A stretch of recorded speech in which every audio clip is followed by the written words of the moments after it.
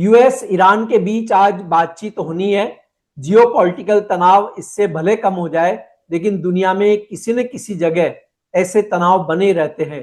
यदि US Iran बातचीत विफल हुई तो तनाव और बढ़ेगा, लेकिन इसके साथ अमेरिका और कई देशों की अर्थव्यवस्था अभी भी पटरी पर नहीं है, जिससे लोग सोना और चांदी को इक्विटी की जगह निवेश के लिए सेफ मानते हैं। सोना और चांदी के भाव और क्यों बढ़ेंगे, इस पर बात करेंगे एसएस वेल्थ स्ट्रीट की फाउंडर और रिसर्च हेड सुगंधा सचदेवा से। मैं हूं कमल शर्मा। सुगंधा जी, आपका स्वागत है मोलतोल में। गुड इवनिंग कमल जी, जी, धन्यवाद मुझे यहाँ इनवाइट करने के लिए। जी नमस्ते। सुगंधा जी, आज अमेरिका ईरान के बीच बातचीत है, लेकिन क्या गोल्ड और सिल्वर को केवल युद्ध के हालात ही ऊपर उठाते हैं या अन्य भी कोई वजह होती है जिससे इनके दाम बढ़ते हैं? सी कमल जी, सिर्फ युद्ध नहीं होता। बिल्कुल, युद्ध से भी गोल्ड एंड सिल्वर के प्राइसेस को बहुत फायदा मिलता है, बिकॉज जब भी कोई अनसर्टेन सिनारियो बनता है, जब भी कोई तनाव बढ़ता है, तो गोल्ड एंड सिल्वर में लोग सेफ हेवन बाइंग करते हैं और अपने पोर्टफोलियो को प्रोटेक्ट करने के लिए गोल्ड के थ्रू हेजिंग करते हैं। बट वहीं देखें तो गोल्ड को फेवर करने के लिए और भी बहुत सारे डायनेमिक्स हैं। जिस तरीके से मॉनेटरी ईजिंग साइकिल चल रही है यूएस में, और इस साल भी एक्सपेक्टेशंस बनी हुई हैं कि 2 रेट कट हो सकते हैं, ये एक बहुत बड़ा कारण रहता है और इससे डॉलर इंडेक्स पे हम दबाव बनते हुए देखते हैं। ये भी गोल्ड एंड सिल्वर के प्राइसेस को सपोर्ट करता है। इसके साथ साथ इन्वेस्टमेंट डिमांड और जो सेंट्रल बैंक की बाइंग है, ये सारे फैक्टर्स हैं जो गोल्ड के लिए काफी पॉजिटिव रहते हैं। और पिछले साल से अब तक देखें तो जिस तरीके से ट्रम्प साहब की अनसर्टेन टैरिफ को रिलेटेड पॉलिसीज रही हैं, ये भी एक बहुत बड़ा कारण है जिससे अनिश्चितता बढ़ गई है ग्लोबल इकोनॉमी में। और ये भी गोल्ड एंड सिल्वर के प्राइसेस को सपोर्ट कर रहा है। भी लास्ट वीक भी देखें तो सुप्रीम कोर्ट ने ट्रम्प साहब के टैरिफ को स्ट्राइक डाउन कर दिया, उनको इलीगल कंसिडर किया। बट ट्रम्प साहब ने सेक्शन 122 के अंडर दोबारा से ग्लोबल टैरिफ इंपोज कर दिए हैं 15% तक के। पहले उन्होंने 10% की बात की, फिर उन्हें उसको इंक्रीज करके 15% कर दिया। बट ये 150 डेज तक ही एप्लीकेबल रहेंगे। इसके बाद ट्रम्प साहब कोई और स्ट्रैटेजी पे काम करेंगे, बिकॉज वो जो बिलियंस ऑफ डॉलर उनको रिफंड करने पड़ सकते हैं, बिकॉज जो टैरिफ उन्होंने इम्पोज किए थे वो इलीगल हो गए हैं, तो वो ऐसा नहीं करना चाहेंगे। सो अभी भी अनिश्चितता बनी हुई है। इसके साथ साथ देखें तो फोर्थ क्वार्टर में यूएस का जो जीडीपी ग्रोथ रहा है वो भी 1.4% रहा है, below expectations. This is advanced estimate, अभी एक्चुअल फिगर्स आने बाकी है। बट स्टिल ये भी दर्शा रहा है कि यूएस की इकोनॉमी थोड़ा स्लो डाउन हो रही है। इवन दो लेबर मार्केट के डेटा थोड़े से पॉजिटिव रहे हैं, जिससे डॉलर इंडेक्स में हमने थोड़ी बढ़त आते हुए देखी है। बट स्टिल जिस जिस तरीके से फंडामेंटल फैक्टर्स पैन आउट कर रहे हैं, geopolitical tension, central bank buying, ETF में strong inflows, monetary easing cycle और ट्रेड रिलेटेड अनसर्टेनिटी, ये सारे फैक्टर्स गोल्ड के लिए काफी पॉजिटिव हैं। और ये सेफ हेवन डिमांड को सपोर्ट कर रहे हैं, गोल्ड एंड सिल्वर दोनों में ही। सिल्वर में जी, देखें तो थोड़े और डायनेमिक्स भी हैं जो जी सुगंधा जी, सिल्वर में आपने इंडस्ट्रियल डिमांड काफी स्ट्रांग है, ये भी काफी पॉजिटिव फैक्टर है सिल्वर के लिए। और इन्वेंट्रीज भी सिल्वर की काफी डिक्लाइन कर रही हैं की एक्सचेंजेस पर। ये भी फैक्टर है जो सिल्वर को काफी हद तक सपोर्ट कर। जी सुगंधा जी, आपने बहुत कई कारण बताए कि जिनकी वजह से गोल्ड और सिल्वर को सपोर्ट मिलता है। केवल जियोपॉलिटिकल टेंशन ही एक वजह नहीं होती है। अब बात ये आती है सुगंधा जी, आज ईरान और अमेरिका के बीच बातचीत है। हालांकि कई देशों के बीच हम पहले से देख रहे हैं कि यूक्रेन रूस में भी चल रहा है, चाइना ताइवान, कई जगह इस तरह के तनाव चल रहे हैं और ये हमेशा चलते आए हैं किसी न किसी देश के प्रति कहीं ना कहीं। लेकिन यदि ईरान और अमेरिका के बीच यदि युद्ध टलने की बात आ जाती है, कोई किसी तरह का हमला नहीं होगा, तो ऐसी स्थिति में गोल्ड सिल्वर दोनों में आप क्या रुख देखती हैं? कि अगर ये वार्ता सफल होती है, कोई डील स्ट्राइक हो जाती है, पीसफुल नेगोशिएशंस होते हैं, तो गोल्ड एंड सिल्वर की प्राइसेस पर काफी दबाव देखने को मिल सकता है। हमने पिछले कुछ दिनों में एक अच्छी रिकवरी का फेज आते हुए देखा है। बट यहाँ से दोबारा से थोड़ा सा सेलिंग प्रेशर देखने को मिल सकता है। मैं की लेवल्स की बात करना चाहूंगी।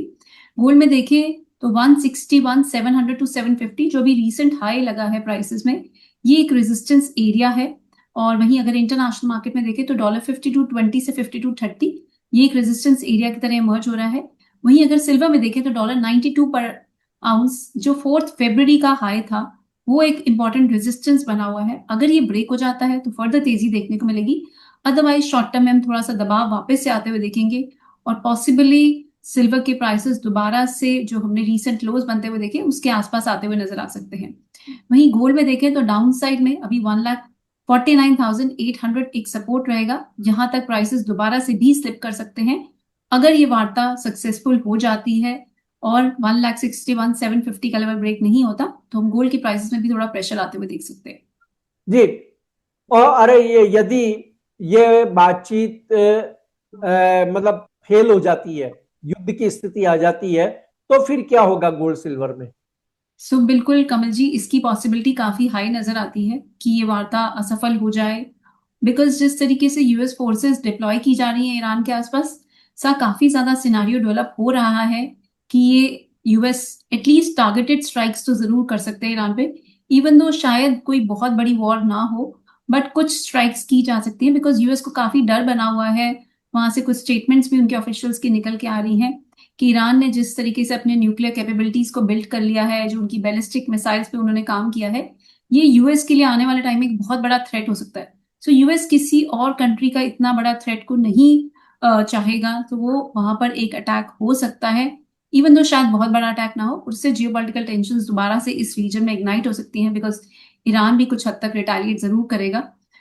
इस सिनारियो में अगर 1,61,750 का लेवल ब्रेक हो जाता है, तो हम गोल्ड के प्राइसेस को दोबारा से फर्दर तेजी की तरफ जाते हुए देखेंगे। 1,68,000, 1,75,000 तक के लेवल्स भी गोल्ड में पॉसिबली मीडियम टर्म में आते हुए हम देख सकते हैं।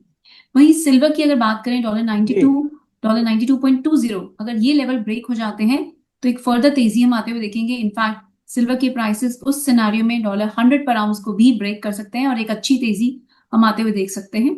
इसके एक और भी कारण है जो मैं थोड़ा सा समझाना चाहूंगी। कॉमिक्स में देखें तो आज 26 फरवरी को जो भी पोजीशंस है वो सेटल होती हुई नजर आएंगी, या तो वो सेटल हो जाएंगी, स्क्वायर ऑफ होंगी, या जो लॉन्ग पोजीशंस है वो रोल ओवर हो जाएंगी, या वो डिलीवरी की इंटेंशन में चली जाएंगी।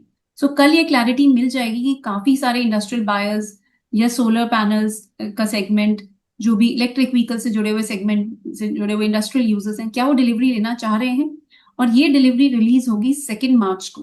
तो इस केस में कॉमेक्स पॉसिबली मार्जिन हाइक कर सकता है, ताकि काफी सारे जो बायर्स हैं वो अपनी पोजीशन को खुद ही स्क्वायर ऑफ कर दें। यहाँ पर ये इंटरेस्टिंग होगा देखना, बिकॉज ओपन इंटरेस्ट है 2,29,000,000 2,39,000,000 आउंसेस का।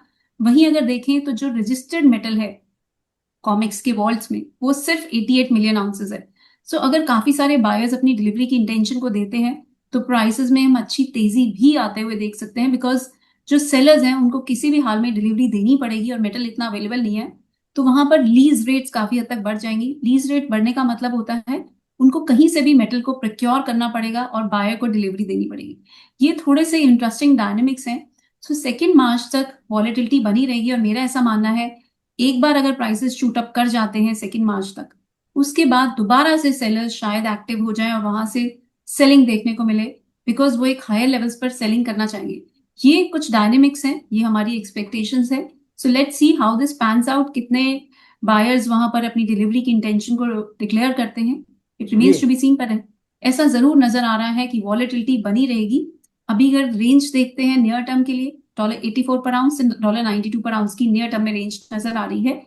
किसी भी हाल में अगर जैसी भी डिलीवरी की इंटेंशन निकल के आती हैं, अगर $92 पर 0.2 पर आउंस का लेवल ब्रेक हो जाता है, तो एक अच्छी तेजी सिल्वर के प्राइसेस में देखने को मिल सकती है। बट मेरा ऐसा मानना है जब ये डिलीवरी हो जाएगी उसके बाद थोड़ा सा प्रेशर भी देखने को मिल सकता है। जी। और सुगंधा जी, गोल्ड सिल्वर रेशो किसके फेवर में, गोल्ड पर इसका क्या असर होते आप देख रही हैं?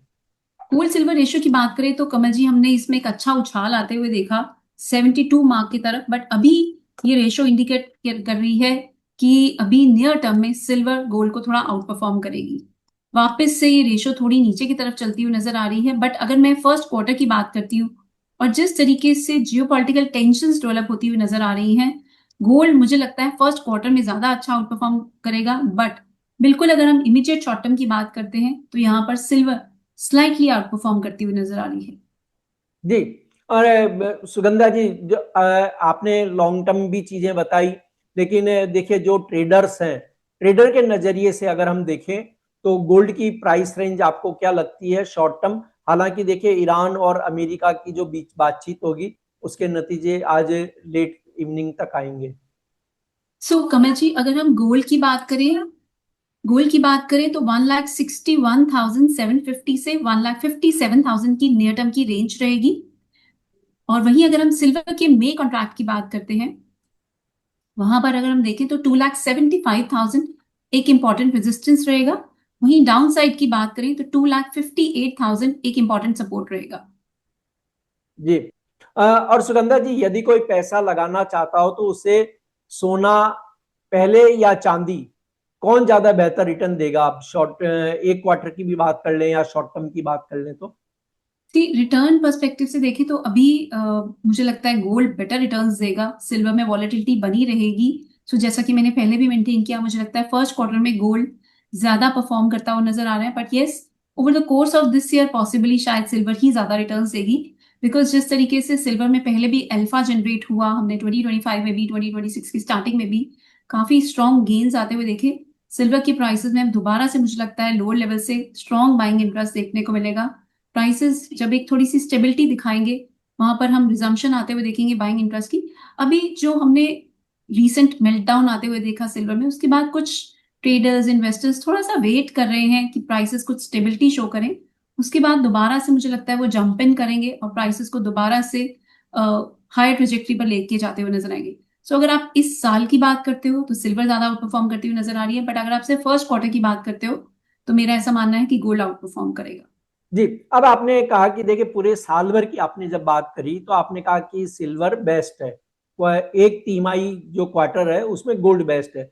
लेकिन सिल्वर में जब बेहतर रिटर्न देगी या बेहतर परफॉर्मेंस करेगी तो उस अनुसार सिल्वर को एक कौन सा लगभग निचला लेवल मानती हैं इंडियन रुपीज में, बताएं कि जहां पर सिल्वर खरीदी जा सकती है।